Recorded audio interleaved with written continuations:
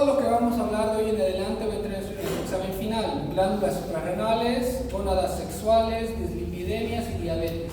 ¿Ya? Entonces este es el primer tema que vamos a avanzar en la clase teórica. Vamos a hablar de la glándula suprarrenal, vamos a hablar de la insuficiencia suprarrenal. ¿Ya? Es importante porque más allá de su nota, es algo que van a ver en su práctica como médicos generales y tal vez quién sabe lo que hagan clínica médica cuando hagan especialidad. Y es algo que tenemos que saber tratar, y por lo menos si no lo sabemos tratar, tenemos que evitar producirlo nosotros con malas indicaciones al paciente.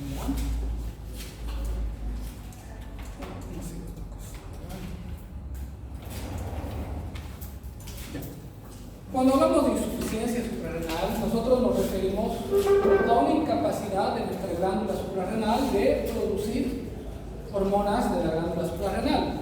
En este caso, las principales que conocemos, cortisol, los mineralocorticoides y los andrógenos.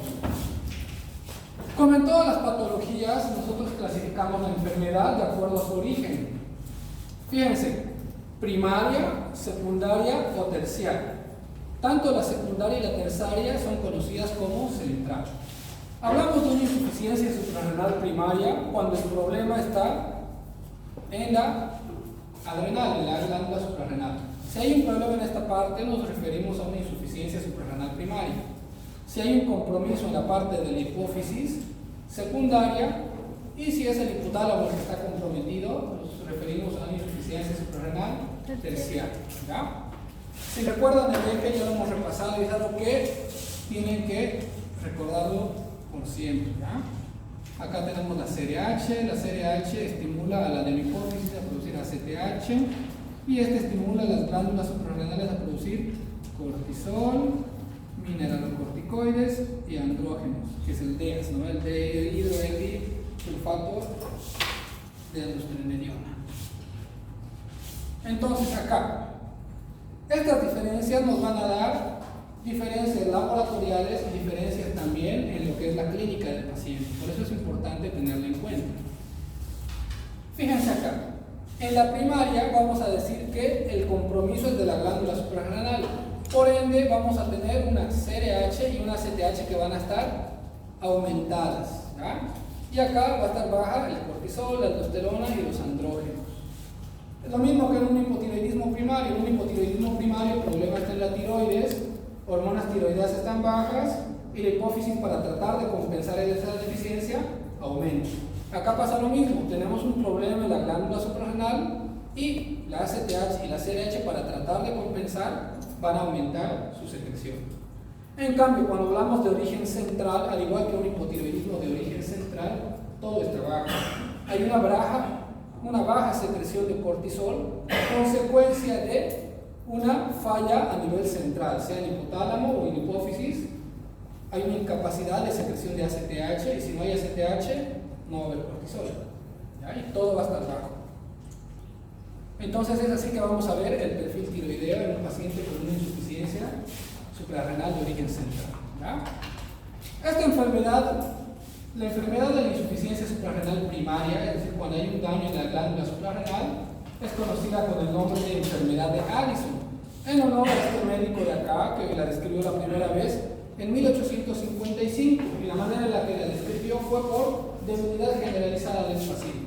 Un paciente con debilidad generalizada, y tenemos acá la prevalencia es de 4 a 11 por 100.000 habitantes, al igual que casi todas las enfermedades, es más frecuente en la mujer que en el hombre. La etapa más común en la cual se presenta es entre la tercera y la quinta década, y esta ocurre, este es un dato importante, cuando hay una destrucción de más del 90% de las células. ¿Ya? ¿Han escuchado la diabetes tipo 1, ¿no? Autoinmune? Es cuando hay una destrucción de las células beta del páncreas. Y recién la enfermedad se manifiesta cuando hay una destrucción mayor al 90%. En esta parte igual, si tenemos una destrucción de un 50%, el paciente puede que no vaya a tener síntomas. Recién va a tener síntomas cuando más del 90% de esta glándula esté destruida. ¿Ya? En cuanto a su etiología, vamos a hablar acá primero de la primaria. ¿Cuál es la principal etiología del hipertiroidismo? La enfermedad de Graves, fase 2. La enfermedad de Graves, ¿no? Del hipotiroidismo La insuficiencia de yodo y deficiencia de yodo. tiroiditis. Ambas son causas autoinmunes y esta no va a ser diferente. La principal causa de una enfermedad de Addison es una adrenalitis autoinmune, es decir, una destrucción autoinmune de la glándula suprarrenal. ¿Ya? Esta, que como todas las enfermedades que estamos viendo, puede presentarse de manera aislada, es decir, sin ninguna otra enfermedad, o puede presentarse como parte de un síndrome con varias otras enfermedades, como es el síndrome poliglandular autoinmune de tipo 1, el de tipo 2. Tenemos otras causas infecciosas. De hecho, hasta hace no mucho tiempo, la principal causa de insuficiencia suprarrenal era la tuberculosis, ¿verdad? Porque la tuberculosis tiene un trofismo importante sobre la corteza suprarrenal. Ya no es una causa muy frecuente. ¿Por qué? Porque la tuberculosis está casi erradicada, ¿no? Con la BCG y los demás tratamientos, métodos de prevención. Entonces, ya no es una causa muy importante, sobre todo en el primer mundo. La principal causa es la adrenalitis autoinmune. Sin embargo, todavía en los países como el nuestro es una causa importante. ¿Por qué? Porque en nuestro país hay mucha gente que es antivacunas, que cree que las vacunas son malas, gente que nace en el campo y no recibe sus vacunas desde niño. Entonces, en esos pacientes podemos tener una enfermedad de Addison por una tuberculosis, por infecciones micóticas. El VIH causa también una insuficiencia suprarrenal. Tenemos causas como metástasis de otros tumores, hemorragias suprarrenales como el síndrome de Friedrichsen-Waterhouse y fármacos como los que ya hemos visto en la anterior clase. Hemos visto que hay fármacos que bloquean la esteroidogénesis, como el ketoconazol, fluconazol, nicotinamida, metomidato y demás. ¿Ya? Tenemos la adrenoleucodistrofia y otras enfermedades más.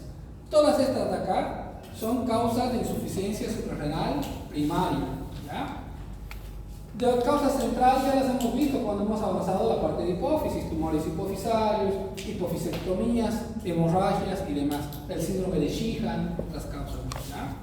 Fíjense, la adrenalitis autoinmune es la principal causa y es responsable del 70 al 90% de todos los casos de una insuficiencia suprarrenal, así como la enfermedad de Graves, la tiroiditis de Hashimoto.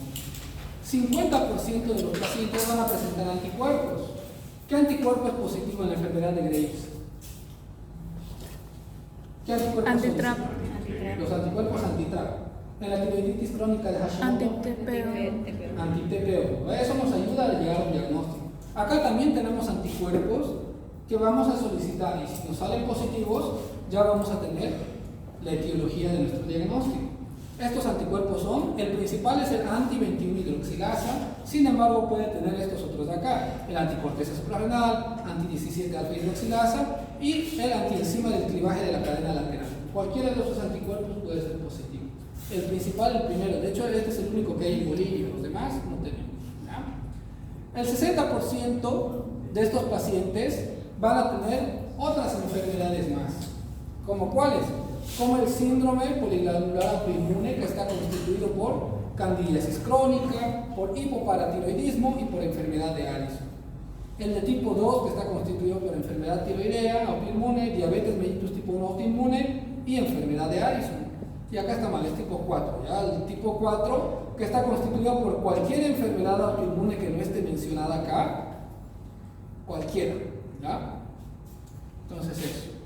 Ahora, otras causas, hemos dicho que tenemos las infecciones. Dentro de las infecciones, la principal, la tuberculosis. Es la segunda causa más común. ¿Por qué? Hay una diseminación hematógena. ¿Y por qué? Porque el Mycobacterium tuberculosis tiene un alto trofismo sobre la glándula suprarrenal.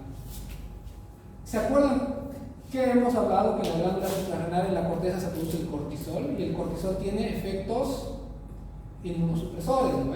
Entonces eso va a hacer que haya un trofismo sobre esta glándula por la tuberculosis. Por eso es que va a causar una destrucción y vamos a tener como resultado unas glándulas pequeñas, atrofiadas y calcificadas. ¿Ya avanzaron en neumología? No.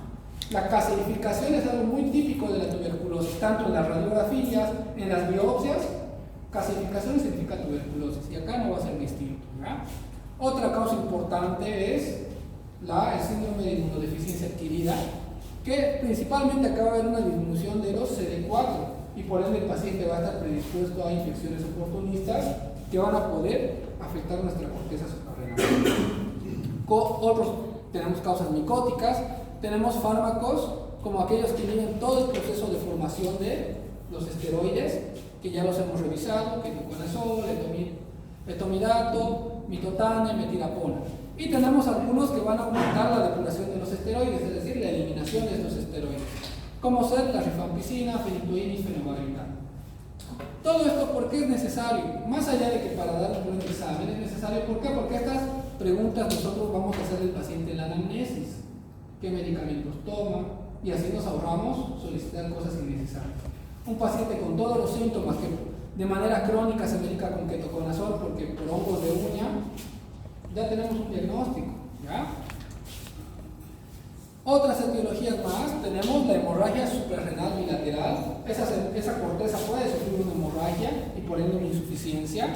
Esto puede ocurrir en pacientes que utilizan anticoagulantes, puede ocurrir en aquellos pacientes con shock séptico por meningococo, que es el síndrome que les mencioné, el síndrome de Waterhouse-Friderichsen, y también tenemos el síndrome antifosfolipídico, que es una enfermedad autoinmune. Tenemos la adrenoleucodistrofia, que es una enfermedad recesiva ligada al cromosoma X, es la tercera causa más común en los hombres. ¿Y esta en qué se basa? Hay una incapacidad de la oxidación de ácidos de cadena larga y por ende no va a haber formación de esteroides, entonces es una causa también, ¿ya? Y tenemos también las metástasis, tumores de otras glándulas como tumores del pulmón, de mama, linfoma, riñón, estómago, intestino, que pueden hacer metástasis en la corteza y provocar una insuficiencia suprarrenal.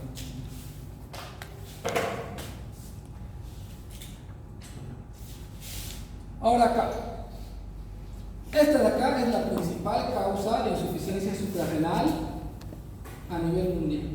Hemos dicho que las causas primarias, la principal es la adrenalitis autoinmune. Sin embargo, más común que esa es esta de acá, pero es una causa exógena, que es el uso de glucocorticoides. Si nosotros tenemos un paciente que está sano, está con esto de acá como nosotros lo conocemos, este estimula a este estimula a este, y esto de acá hace un feedback negativo, ¿no ve? Un feedback negativo, es decir, disminuye. Y todo se mantiene en un equilibrio constante. Si un paciente que está con un dolor articular, por ejemplo, una artritis, ustedes van a ver que los corticoides suelen calmar ese tipo de dolores articulares y demás. Ustedes van a dar un corticoide a un paciente y ese paciente se va a sentir aliviado. Él va a haber tomado paracetamol, ibuprofeno y nada de eso le alivia. Le van a dar un corticoide y se va a sentir aliviado. Si ustedes no dan una recomendación pertinente, ese paciente se va a ir a casa y no va a volver nunca más al médico, porque él ya va a saber con qué va a calmar su dolor. Y él lo va a hacer por años y años y años, hasta que nos llega por una insuficiencia suprarrenal o por un síndrome de Cushing. Nosotros cuando damos corticoide a un paciente, ¿qué es lo que hacemos? Un ejemplo, le damos prednisona o cualquier otro medicamento. Vamos a darle este medicamento y por ende este medicamento va a estar en altas concentraciones en nuestra sangre, porque le estamos dando más de lo que él necesita. ¿Cómo va a interpretar eso nuestro cuerpo? Va a interpretarlo como que ya hay mucho corticoide, entonces no necesitamos producir más. Esto de acá va a disminuir y por ende el cortisol endógeno va a disminuir. Vamos a causar una supresión del eje. Y el paciente va a estar con esto bajo, ¿por qué? Porque le estamos dando corticoides de afuera. ¿Qué va a pasar el día que este paciente suspenda esa medicación? Su cuerpo no va a estar preparado para producir, porque ya ha estado mucho tiempo recibiendo de afuera y por ende su cuerpo ya no va a estar produciendo corticoides.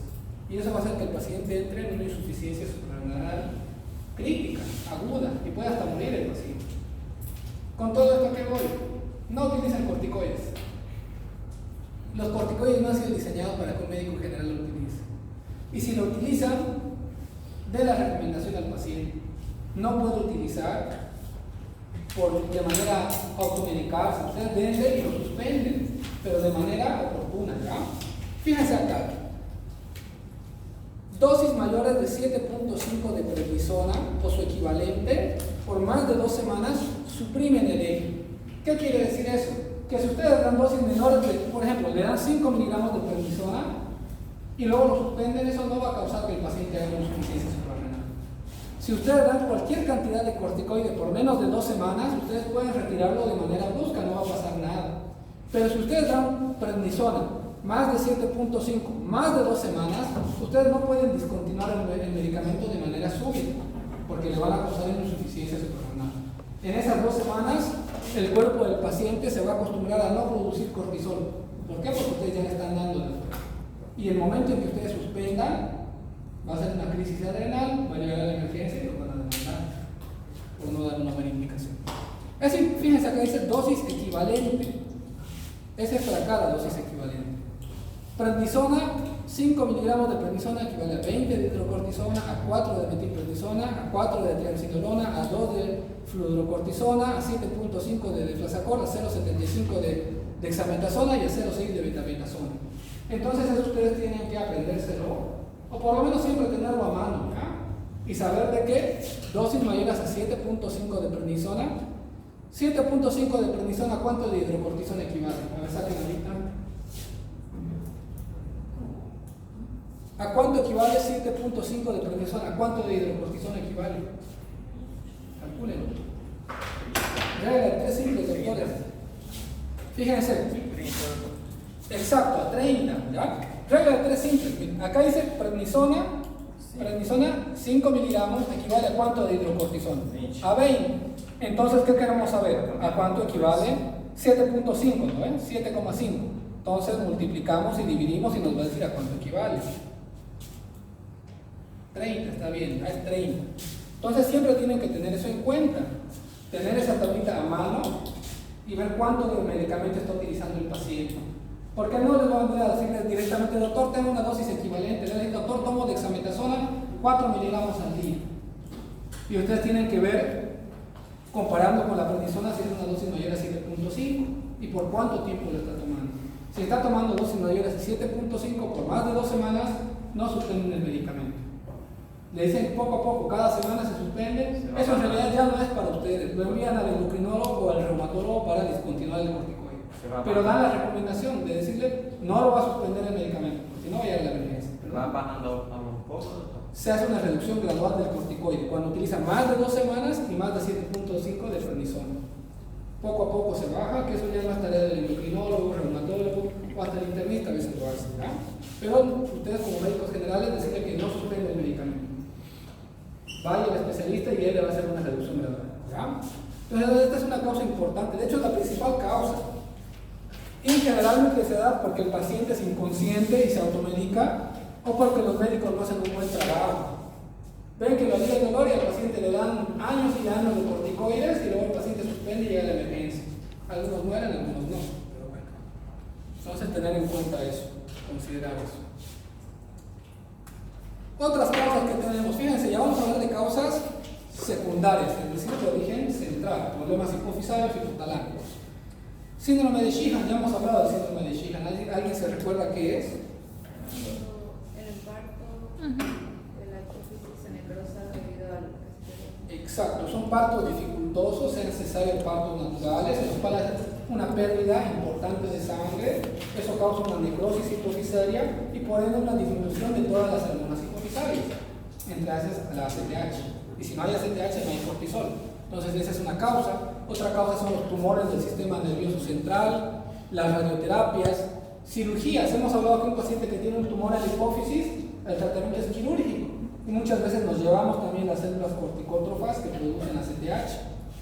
Apoplejía hipofisaria, infecciones del sistema nervioso central, déficit congénito, síndromes. Todas estas son causas de una insuficiencia suprarrenal de origen central o secundario, ¿ya? Manifestaciones clínicas. Ustedes ya han hablado de todo esto en las clases prácticas. Vamos a ver hormona por hormona. La deficiencia de cortisol nos va a causar fatiga, dolor muscular, nos va a causar náuseas, vómitos. Hemos dicho que el cortisol es una hormona hiper o hipoglucemiante. ¿Qué causa el cortisol hiper o hipoglucemia? Y si no tenemos cortisol, entonces ¿qué nos va a causar? Hipoglucemias, ¿no ve? ¿Qué función tiene el cortisol sobre el tono vascular? ¿Qué hace con los receptores adrenérgicos? ¿Los aumenta o los disminuye? No, disminuye.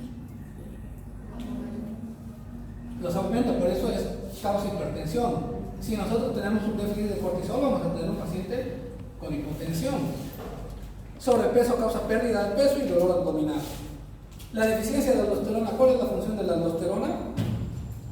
En el sistema renal es nutrición de aldosterona, en el líquido extracelular ¿Qué hace aumenta el con potasio. los electrolitos? El potasio lo aumenta. Causa la hiper o absorción. hiponatremia la aldosterona. Hiper. No. Causa hipo o hipercalemia.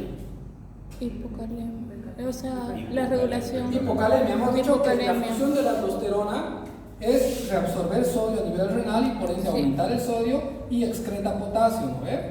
Esa es su función. Y si tenemos un déficit de aldosterona, se va a invertir todo. Sí. Vamos a tener una hiponatremia y vamos a tener una hipercalemia. ¿Ya?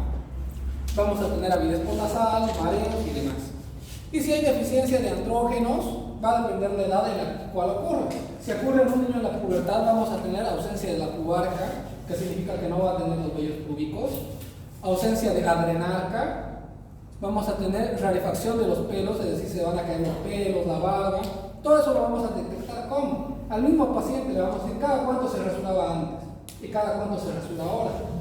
El mismo le va a decir, doctor, se me están cayendo los pelos, antes me rasuraba todos los días y ahora ya nada. Y disminución del deseo sexual. Si no hay andrógenos, no hay deseo sexual. El mismo paciente, a veces hasta la esposa se queja. Doctor, que sea harto, ya no quiere tener relaciones y demás. Entonces son estos los síntomas, ¿ya? Manifestaciones clínicas. Acá hay algo importante, va a haber una diferencia entre la primaria y la de origen central. Hemos dicho que cuando el problema está aquí, ¿qué va a pasar con la ACTH? ¿Va a aumentar o disminuir? Va a aumentar para tratar de compensar el déficit de cortisol, ¿eh? Entonces acá cortisol bajo. Ahora, si el problema estuviera acá, ¿cómo está la ACTH? Si tenemos un Sheehan acá, ¿cómo va a estar la ACTH? Baja, ¿no ve? Va a estar baja y por ende esto va a estar bajo.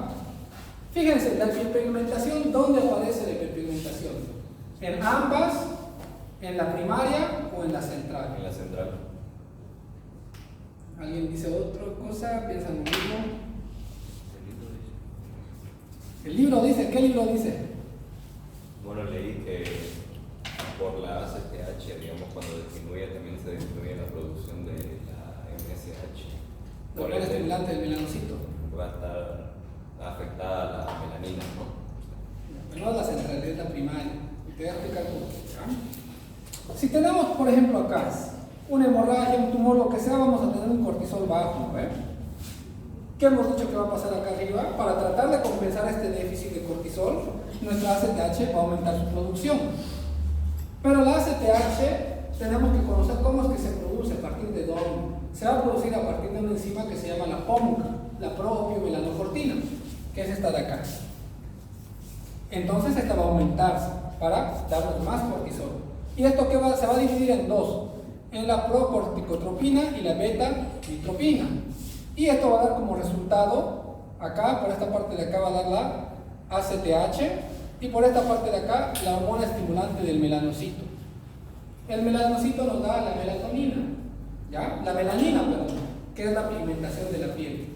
Entonces, cuando esto esté bajo, todo este sistema va a aumentar para tratar de producir ACTH y paralelamente va a producir hormona estimulante del melanocito, lo cual nos va a dar hiperpigmentación de un paciente. ¿Ya? El paciente va a tener una piel más oscura y eso lo vamos a... Él mismo nos dice, doctor, estoy más moreno que antes, o viendo su foto de carnet, vemos fotos antiguas y comparamos. Se puede ver en las encías, en estas líneas de acá que vamos a ver que están muy pigmentadas. ¿Ya? Esa es la de origen primario. En la de origen central es imposible que ocurra eso. ¿Por qué? Porque la ACTH está baja, todo esto está bajo. No hay ACTH, por ende todo esto de acá va a estar disminuido porque no hay ACTH. ¿Ya? Entonces la hiperpigmentación nos indica origen primario. ¿La endorfina qué función tiene? La beta-endorfina. Analgésico principalmente. Las endorfinas son analgésicos, tienen un efecto analgésico. Bloquea la sensación del dolor. Bloquea la sensación del dolor y demás. Para el diagnóstico tenemos 4 pasos que vamos a hacer. ¿Ya? El primer paso, que es demostrar que hay una deficiencia de cortisol. Eso es lo primero. El segundo paso va a ser determinar si este déficit de cortisol es dependiente o independiente de la ACTH. El tercer paso, con este de acá, el segundo paso vamos a ver si es primario o secundario el respiratorio. El tercer paso, si no existe un déficit de ACTH, tenemos que evaluar la secreción de mineralocorticoides. Y por último, establecer la enfermedad primaria causante, es decir, buscar la etiología, ¿por qué está con eso? Causa autoinmune, hemorragia, tuberculosis y demás. Para el primer paso vamos a medir el cortisol. ¿A qué hora vamos a medir el cortisol? 1 hora después de despertar. 7, 8 de la mañana. A esa hora se mide el cortisol y como es una hormona de estrés, el paciente tiene que estar en realidad en reposo, sin preocupaciones. Hay que decirle ese día que se va a venir en auto, va a sentarse, olvídese de los problemas personales, deje el celular en la casa y lo tenemos en reposo de 15 a 30 minutos y tomamos la muestra, 8 de la mañana. ¿Ya? Si ese cortisol nos viene menos de 3, eso ya nos confirma, el cortisol está bajo, ese paciente tiene un déficit de cortisol, tiene una insuficiencia suprarrenal. No nos dice cuál es el problema, si hipófisis o las glándulas, pero ya nos dice que el cortisol está bajo. Si ese cortisol está mayor de 18, nos dice que el paciente está con un cortisol normal, o sea, no tiene una insuficiencia suprarrenal, se descarta. Pero tenemos algunos pacientes que van a tener valores que están entre 3 y 18, acá dice 8, pero es 18, valores intermedios. En esos casos tenemos que hacer pruebas funcionales, así como hemos visto ya con ustedes en síndrome de Cushing, que valores intermedios se hacen pruebas funcionales, ¿no? Acá lo mismo, entre 3 y 18 vamos a hacer algunos test, de los cuales ya hemos hablado cuando hemos hablado de patología hipofisaria. Entonces este es el primer paso. Fíjense acá. Sospechamos de insuficiencia suprarrenal por toda la clínica que el paciente tiene, nos dice que está cansado, que hay pérdida de vello facial, no hay deseo sexual, está con hipoglucemias, hiponatremia, toda la sospecha. ¿Qué es lo que vamos a hacer? Vamos a pedir cortisol y ACTH. Si los valores están normales, descartamos la enfermedad. ¿Ya? Si el cortisol está bajo, cortisol bajo y ACTH está alta, ¿qué origen tiene? ¿Primario o central? Primario. Primario, fíjense, insuficiencia suprarrenal primaria, ya tenemos un diagnóstico. Si el cortisol está bajo y la ACTH está baja, origen central, ¿por qué? Porque acá no está produciendo ACTH, por ende acá tampoco va a haber cortisol. Y en ese caso, ¿qué tenemos que hacer? ¿Qué se hace en esos casos cuando pensamos de enfermedades de origen central? Una resonancia magnética, buscando si hay algún problema en la hipófisis. Entonces vamos a hacer acá eso, ¿ya? Y acá tenemos valores indeterminados, que son valores entre 3 y valores entre 18. Ahí vamos a hacer algunos tests que vamos a hablar a continuación. Fíjense acá, ACTH alto, cortisol bajo, es una insuficiencia suprarrenal primaria. ACTH bajo o normal y cortisol bajo, secundaria. ¿Ya? Acá, ¿qué otros laboratorios más vamos a tener? Laboratorios nos vamos a tener hiponatremia, vamos a tener hiponatremia, ¿por qué vamos a tener? ¿Y en cuál vamos a tener hiponatremia? ¿En el origen central o en la primaria? ¿En cuál va a haber hiponatremia? Ya han hablado de anatomía, de fisiología. La central. ¿En cuál? ¿En cuál? Primaria. En la primaria. Primaria. ¿Ya? Porque si tenemos una enfermedad de la corteza suprarrenal, va a afectar todas las zonas. ¿Cuáles son esas zonas? Glomerular, fascicular, reticular. Y va a haber un déficit de todas esas hormonas: aldosterona, cortisol y DEAS. ¿Ya? Pero si es de origen central, obviamente va a estar afectado el cortisol, pero no la aldosterona. Porque la aldosterona está regida ¿por qué? Por el ciclo renina-angiotensina. La aldosterona va a estar conservado, o sea que por ende no va a haber alteraciones electrolíticas. Entonces, hiponatremia vamos a tener cuando sea un problema primario. Vamos a tener también hipoglucemia, hipercalemia, hipercalcemia, linfocitosis y eosinofilia. Y nuevamente acá lo que ya hemos hablado: cortisol mayor de 18 excluye insuficiencia suprarrenal, cortisol disminuido, ACTH aumentada, nos indica que es una insuficiencia suprarrenal primaria. Acá, cortisol menor a 3.5, ACTH menor a 10, o sea, ambas están bajas, secundaria, y valores entre 3.5 y 18, pruebas funcionales. que ahorita vamos a ver. ¿Ya? Estos de acá son los test funcionales que vamos a hacer. ¿Ya? El test de la hipoglucemia. Eso ya lo hemos visto en la parte de tumores hipofisarios. ¿Cómo vamos a hacer? Vamos a agarrar un paciente, vamos a medirle la glicemia y vamos a ponerle insulina cristalina, es decir, le vamos a causar una hipoglucemia. Si ahorita yo lo agarro más acá y le pongo insulina y le causo una hipoglucemia, el que está sano, ¿cómo va a responder? ¿Qué va a hacer su cuerpo? ¿Va a aumentar su cortisol o va a disminuir?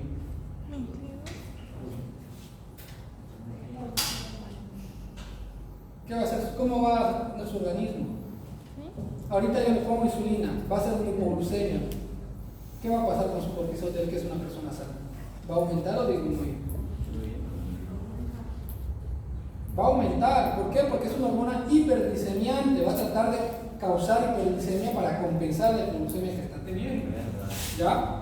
Entonces, en una persona normal, si nosotros le ponemos insulina, le causamos hipoglucemia y le vamos a medir el cortisol va a aumentar. Porque va a tratar de producir hiperglicemia y sacarla de la hipoglucemia. Pero en una persona que no tiene cortisol, que no produce cortisol, le vamos a poner insulina y no va a responder ese estímulo. ¿Por qué? Porque no tiene la capacidad, no puede producir cortisol. Entonces, en esos pacientes, el cortisol va a estar menos de 18 después de la hipoglucemia. No va a responder. ¿Por qué? Porque él no tiene cortisol, no produce cortisol. Entonces, esta es una prueba. Colocamos insulina, causamos hipoglucemia, vamos a medir la glicemia y el cortisol a los 30 y 45 minutos. Una respuesta normal, una persona sana, aumenta el cortisol. Una persona que no tiene cortisol no va a aumentar nada. ¿Por qué? Porque no tiene cortisol. ¿Ya? Otra prueba es el test de la cocitropina, de la ACTH. Si nosotros administramos ACTH 250 microgramos endovenoso o intramuscular, tenemos que medir el cortisol basal 30 y 60 minutos. ¿Cómo va a responder una persona normal? Acá tenemos una glándula suprarrenal, las dos. Y le vamos a dar ACTH a este paciente. La ACTH va a venir acá, ¿qué va a causar? En una persona sana, ¿qué causa la ACTH en las glándulas suprarrenales? Va a aumentar el cortisol, es lo normal, ¿no? Si a alguien le damos ACTH, esa ACTH va a ir a la glándula suprarrenal y le va a estimular a producir cortisol. Entonces, en una persona normal, el cortisol va a estar mayor a 18 después de esta prueba. Pero en una persona que no tiene la capacidad de producir cortisol, no va a haber ese aumento, va a estar menos de 18. ¿Ya? Esas son las pruebas funcionales. Entonces tenemos valores entre 3 y 18, pruebas funcionales, como la prueba de la hipoglucemia o la prueba de ACTH. Una persona normal va a responder de manera adecuada con un cortisol mayor a 18. Una persona que tenga menos de 18 es que no respondió. ¿Por qué? Porque no tiene cortisol. ¿Ya? Y después de esto de acá, tenemos que ver la etiología. Y la etiología lo vamos a ver con la historia clínica. Si el paciente tiene todos los síntomas, tiene hipocortisolismo y tiene tuberculosis, vive con familiares con tuberculosis, ¿qué harían ustedes? Les viene un paciente que llegó con hiponatremia, hipoglucemia, hiperpigmentación y les dice a ustedes a la anamnesis: mi primo tiene tuberculosis y vivimos todos hacinados en el mismo cuarto. ¿Qué harían? Le piden una prueba de tuberculosis para ver si tiene o no tuberculosis, le piden una vaciloscopía y si sale positivo ya tenemos el diagnóstico. Entonces la historia clínica es importante. Ver si el paciente utiliza corticoides y los ha suspendido, ver si tiene enfermedades autoinmunes. Hemos dicho que todas las enfermedades autoinmunes se asocian entre ellas. Si es un paciente que tiene lupus, tiroiditis de Hashimoto, probablemente tenga una adrenalitis autoinmune. Si es un paciente que vive en hacinamiento o en la cárcel, nos orienta un poco a pensar en una tuberculosis. Si es un paciente que ha tenido meningitis, en una hemorragia con un síndrome de Waterhouse-Friderichsen. Si es un paciente que utilizaba corticoides, probablemente los ha suspendido y por eso está haciendo una insuficiencia suprarrenal. Y esto nos va a orientar a ¿qué? A solicitar anticuerpos para ver si es una causa autoinmune, o nos va a orientar a ver si hay algún tumor o algo ahí y nos va a hacer pedir una tomografía computarizada o una resonancia en su defecto. ¿Ya? ¿Cuál es el tratamiento? En el paciente con hipotiroidismo, ¿cuál es el tratamiento? ¿Qué le dan a un paciente con hipotiroidismo? Hormonas tiroideas, no la levotiroxina. Acá es lo mismo, si un paciente no tiene glucocorticoides, le vamos a dar glucocorticoides. Si es una insuficiencia suprarrenal primaria, hemos dicho que va a tener déficit de todas las zonas, por ende va a tener déficit de glucocorticoides, mineralocorticoides y de andrógenos. Y vamos a reponerlas todas, ¿ya? El tratamiento se lo puede hacer con cualquier corticoide, lo ideal es hacerlo con la hidrocortisona. ¿Por qué? Porque tenemos que imitar la secreción circadiana del cortisol. La dosis es entre 15 y 25 miligramos al día. La mayor dosis se da a las 8 de la mañana, porque así normalmente secretamos y tenemos que intentar imitar eso. Y podemos dar una dosis en la tarde. Generalmente se da 3/4 partes en la mañana y 1/4 parte a las 4 de la tarde. ¿Para qué? Para tratar de imitar el ciclo circadiano. O podemos hacerlo con otros corticoides, ¿ya? Y el mineralocorticoide lo vamos a reponer con la fludrocortisona, que es un mineralocorticoide. En la parte de los andrógenos hay debate, hay algunos especialistas que dicen que sí hay que reponer y otros que no. Entonces eso ya más queda a criterio médico, ¿ya? En un paciente que tiene una insuficiencia suprarrenal de origen central, ¿ustedes harían reposición de todo eso o no? De origen central. Sí. ¿Repondrían mineralocorticoides también? Sí, a nivel central va a estar bajo el cortisol,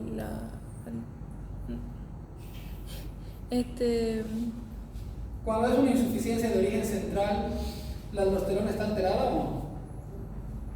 No, entonces ¿para qué van a reponer mineralocorticoides? Si está conservado el ciclo de la renina, angiotensina, aldosterona, no hay por qué reponer. Si es primario, va a haber déficit de todo esto y reponemos todo. Si es central, solo va a haber déficit de glucocorticoides y andrógenos. Mineralocorticoides está conservado, ¿por qué? Porque está regido por el ciclo renina, angiotensina, aldosterona, no hay por qué modificar eso, ¿verdad? Y acá, el ajuste de la dosis de enfermedad, esto es algo importante. ¿Por qué? Porque un paciente, por ejemplo, es feo hacer ejemplos con alguien. Yo me accidento ahorita de irme a mi casa, me choca un auto.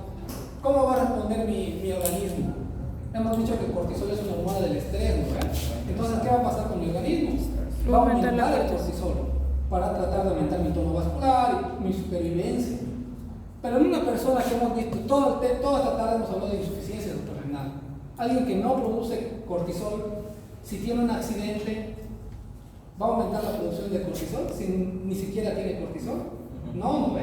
Entonces nosotros tenemos que orientar al paciente. En situaciones de estrés como cirugías, accidentes y demás, tiene que duplicar la dosis del medicamento.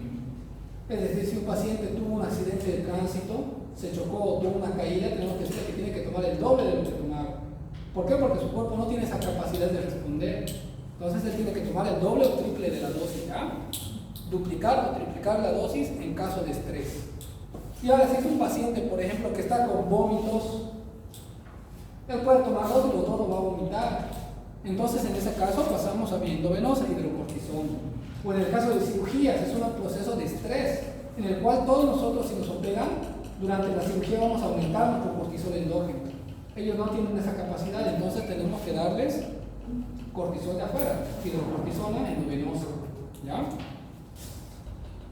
Crisis suprarrenal. Hemos hablado de emergencias endocrinológicas como tormenta tiroidea. ¿Qué más hemos hablado? Crisis hipercalcémica. Y también acá tenemos una crisis adrenal, que es una emergencia endocrinológica en la cual hay una insuficiencia suprarrenal súbita, ¿ya? El paciente nos va a llevar con todos los síntomas que ya conocemos: dolor abdominal, náuseas, vómitos. Vamos a medirle la glicemia apenas entra a la consulta de emergencia, va a estar con hipoglucemia, un hielograma con hiponatremia, y va a tener todo eso exacerbado, ¿ya? Y lo principal que va a tener es la hipotensión. Es un paciente que va a llegar choqueado a la emergencia. En un paciente que llega choqueado a la emergencia, lo primero que hacemos es, ¿qué hacen en la emergencia? Si le dio un paciente, le mide la presión, está a 60, 40. Reposición volémica, porque se está choqueando, ¿no ve? En un paciente normal va a responder a la reposición volémica. Los pacientes con crisis adrenal no responden. Ustedes le dan suero tras suero tras suero y va a seguir hipotenso el paciente, ¿ya? Eso nos indica que es una crisis adrenal. Entonces, fíjense, la etiopatogenia, es decir, la causa. ¿Cuáles son las causas de una crisis adrenal? Primero, una falta de ajuste de dosis de glucocorticoides durante una enfermedad o estrés agudo de este paciente. O sea, un paciente que ya tenía el diagnóstico de una insuficiencia suprarrenal y que tuvo una enfermedad y no aumentó la dosis porque nosotros no le indicamos bien. O un paciente que tuvo la extracción de un diente y no aumentó su dosis de cortisol. Entonces, durante la extracción del diente puede ser una crisis adrenal. Otra causa son los vómitos, las diarreas. ¿Por qué? Porque si hay vómitos el paciente no va a absorber. Puede que un paciente esté bien controlado con 20 miligramos de hidrocortisona, pero justo le dio una gastroenteritis y ahora está vomitando todo, no está absorbiendo esa hidrocortisona. Entonces puede desencadenar una crisis suprarrenal. Un infarto o hemorragia suprarrenal. Acá, rara vez en pacientes con insuficiencia suprarrenal de origen central, es decir, de origen central es rara la insuficiencia suprarrenal aguda, ¿ya?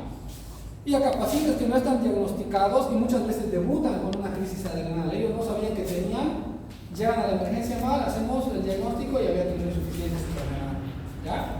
Y acá, esta es la principal causa, una suspensión brusca en tratamiento con glucocorticoides. Pacientes que se medicaron por años y años con corticoides y un día dijeron, bueno, no, ya no me duele más las articulaciones, lo dejo, y su cuerpo no produce más cortisol y llegan a la emergencia. ¿Ya? Manifestaciones clínicas. El paciente va a llegar en shock, desproporcionado al grado de la enfermedad, va a haber un déficit de aldosterona, va a haber hipotensión. De laboratorio vamos a tener todo lo que ya hemos dicho, hiponatremia, que es lo principal, hipoglucemia, hiperpotasemia, acidosis. Y acá es algo importante, y es algo que quiero que se lo queden guardado. Fíjense, la confirmación diagnóstica jamás debe retrasar el inicio del tratamiento. Es decir, si ustedes les llega un paciente y ustedes sospechan una insuficiencia suprarrenal, no pueden, hay que hacerle cortisol y ACTH, vamos a esperar hasta mañana para hacer eso, porque el paciente se va a morir. Cuando uno sospecha esta enfermedad, se inicia el tratamiento de inmediato, corticoides, ¿ya? ¿Por qué? Porque si ustedes esperan hacer un cortisol, ACTH, el paciente no tiene plata, el paciente va a morir si ustedes esperan. Entonces, en este caso, ¿qué se recomienda? Llega un paciente en emergencia, hiponatremia, hipoglucemia, hipotensión, con eso ustedes ya sospechan, ¿ver? Toman una muestra de sangre y la guardan, y más adelante se puede hacer cortisol, ACTH y lo demás.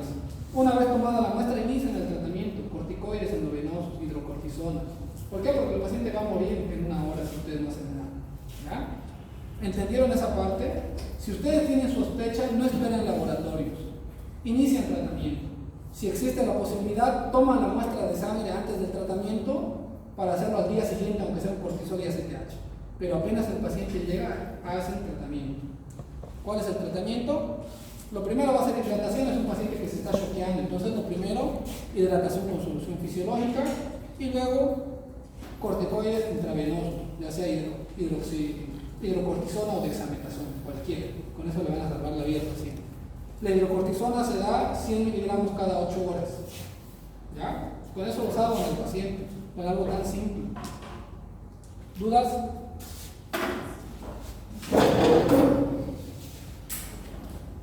¿Me ayudas? Ya les pregunto entonces, ¿ya? Casos clínicos. Ya están cansados, ya se quieren ir. ¿Qué? ¿Quieren casos clínicos o no? Sí. Sí, alguna mujer de 28 años en su posparto hace 13 semanas presenta con quejas de fatiga, anorexia, pérdida de peso, dolores articulares, hipotensión, oscurecimiento progresivo de la piel. ¿Cuál de estas de acá es la impresión diagnóstica que van a tener?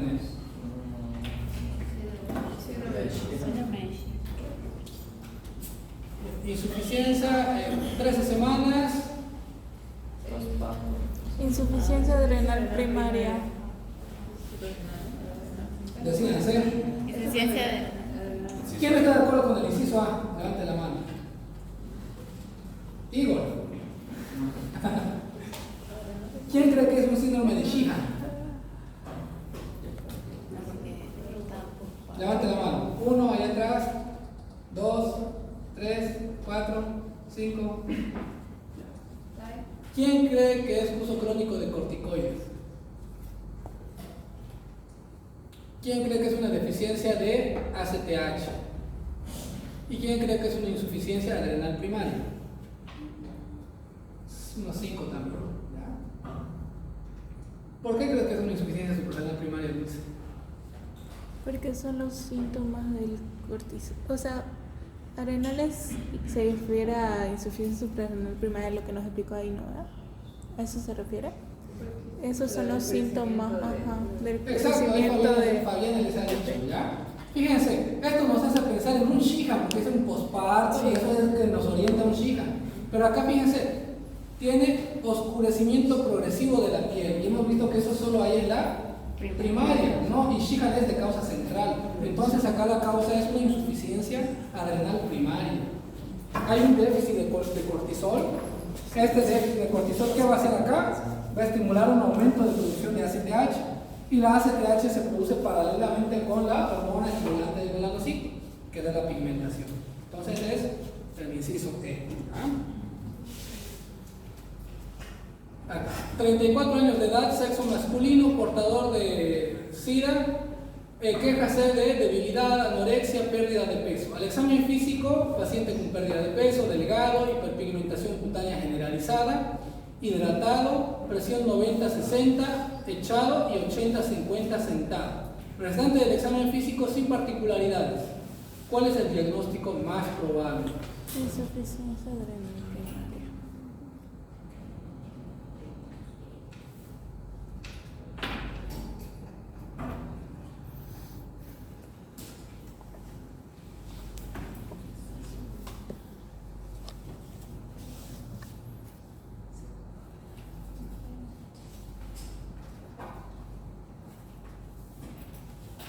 Inciso A, ¿quién está de acuerdo con el inciso A?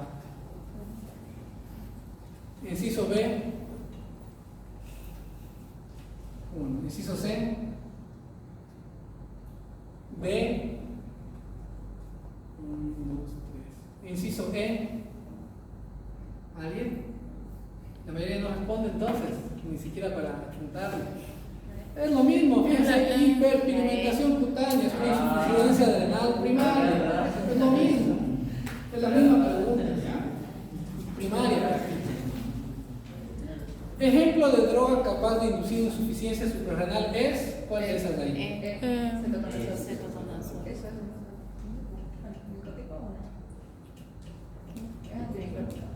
Captopril, ¿quién dice captopril? ¿Qué es el captopril?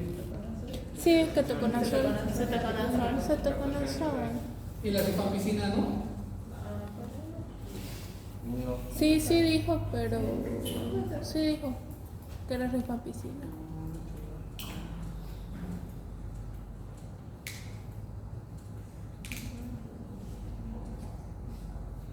Ketoconazol, rifampicina. Los dos. Son los dos, ¿no ven? Pero siempre váyanse por la más importante. ¿Cuál creen que produce más una insuficiencia? ¿Una inhibición de la esteroidogénesis o algo que elimina el cortisol? Les digo, o sea, estas preguntas no las hice yo, son preguntas de revalida y preguntas de examen de residencia. Y acá era ketoconazol. Sin embargo, esta tampoco estaría mal, porque igual han visto que produce. Pero ¿cuál produce con mayor importancia? Es el ketoconazol, porque ese bloquea completamente la formación de esteroidogénesis. En cambio, rifampicina aumenta la eliminación, o sea, es más leve. Pero claro, las dos en teoría sí. Pero el que varía en el examen, y obviamente el más importante, es el ketoconazol. En insuficiencia adrenal primaria son comúnmente encontradas las siguientes alteraciones de laboratorio. ¿Cuáles?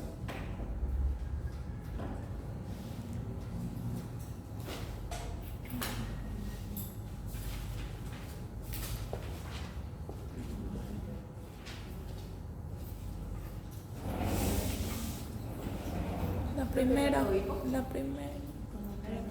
No, hiperportasemia y potasio sube. O no sé. No sé. No era eso. No era todo hijo. Creo que sí. ¿Es la D? ¿Quién cree que es inciso A? No sé. Inciso B. Alguien que crea algo, que me diga, doctor, yo creo que es esto. ¿Qué crees que es malo? ¿Por cuál te vas?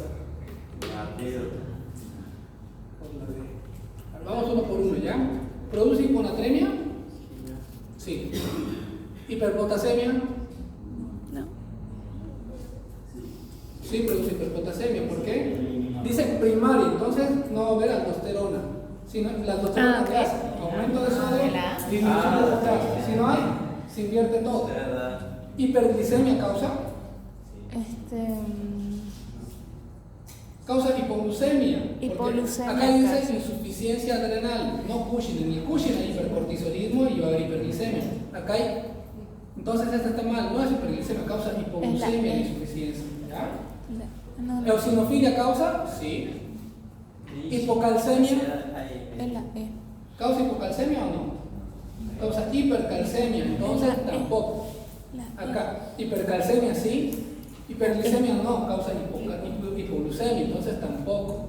Acá hiponatremia causa, hipopotasemia no, causa hiperpotasemia. Hiperpotasemia sí, hipercalcemia sí, hipoglucemia sí, inciso D. ¿Ya? Un cuadro de apatía, hipotensión, coloración peculiar de la piel, exámenes laboratoriales con patrón de hiponatremia e hiperpotasemia es compatible con el siguiente disturbio. ¿Con cuál?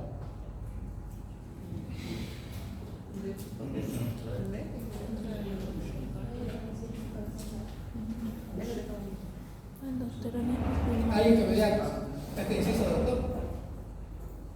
Un aldosteronismo primario.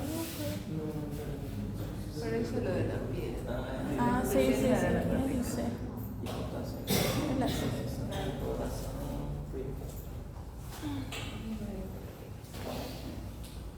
¿Nadie? ¿El doctor está nacido? ¿Ah? ¿Qué inciso? Inciso D, ¿no? Inciso D, hay una insuficiencia adrenocortical, una insuficiencia suprarrenal, ¿verdad? Porque nos va a causar hiponatremia, hiperpotasemia y coloración peculiar de la piel, ¿verdad? Una niña de 13 años con diagnóstico de lupus hace 2 meses, en uso de prednisona hace 45 días, con una enfermedad controlada. Hace 3 días con numerosos episodios de vómitos, sin conseguir ingerir la medicación. Niega fiebre, examen físico, regular estado general, afebril, pulsos finos, presión 76/36, frecuencia cardíaca 120, respiratoria 30, ausencia de rigidez de nuca. Exámenes de laboratorio, glicemia de 32, sodio 122, potasio 6.7. ¿Cuál es su impresión diagnóstica? Recuerden que esta enfermedad de acá igual ya la hemos visto en la parte de neurohipófisis, trastornos de la neurohipófisis. CIJAT.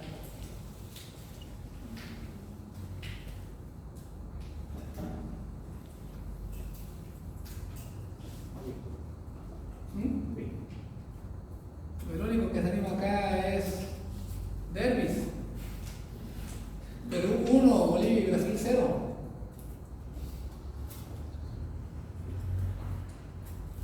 ¿Qué tiene esta paciente?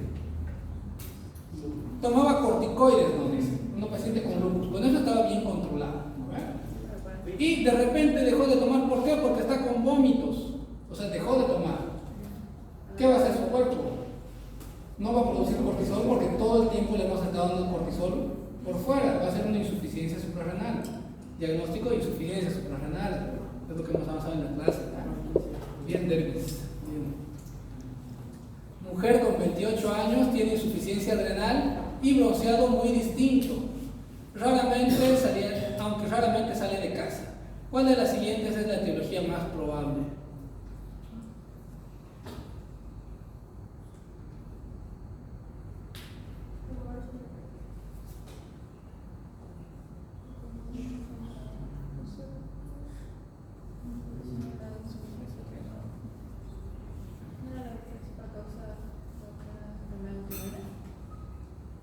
Me estoy preguntando, me está respondiendo Fabián.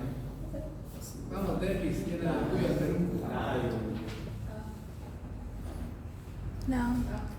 ¿Quién cree que es inciso? Va, levante la mano. ¿Ya? Inciso B.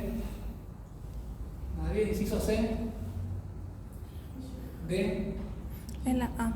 Ese inciso A, hemos dicho que la principal causa de enfermedad de Addison es la adrenalitis autoinmune, destrucción autoinmune tirado y de... Paciente femenina de 45 años encaminada por anemia, lentificación psicomotora y síntomas depresivos. Los síntomas se tornan más intensos hace una semana cuando se inician síntomas compatibles con infección del tracto respiratorio. Al examen físico, presión de 90-60, palidez cutánea, rarefacción de pelos pubianos. Según los familiares, la paciente presentó complicación obstétrica hemorrágica en su último parto hace 8 años. No consiguió amamantar y el filio y su hijo y presenta amenorrea desde entonces. Exámenes laboratoriales, TSH de 8, TPO libre de 0.3, glicemia 45. ¿Cuál es la impresión diagnóstica que tiene?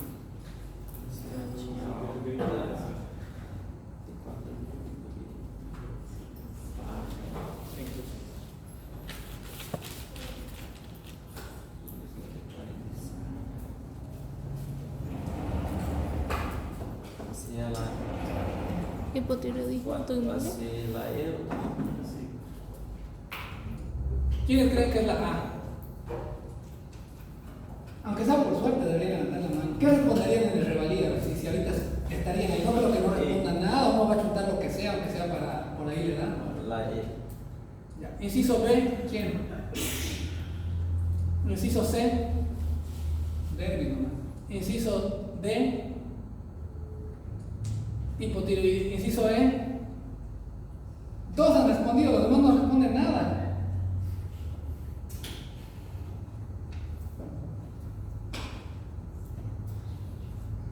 ¿Cuál es? La E. Y es un hipotiroidismo. Es un hipotiroidismo, pero Es el inciso E, ¿no? es la E. Todos nos hacen pensar que fuera un Sheehan, pero si fuera un Sheehan hay deficiencia de todas las hormonas de la hipófisis, por ende la TSH tendría que estar baja, pero la TSH está alta y esto está bajo, o sea, es un hipotiroidismo de origen primario que no va con síndrome de Sheehan.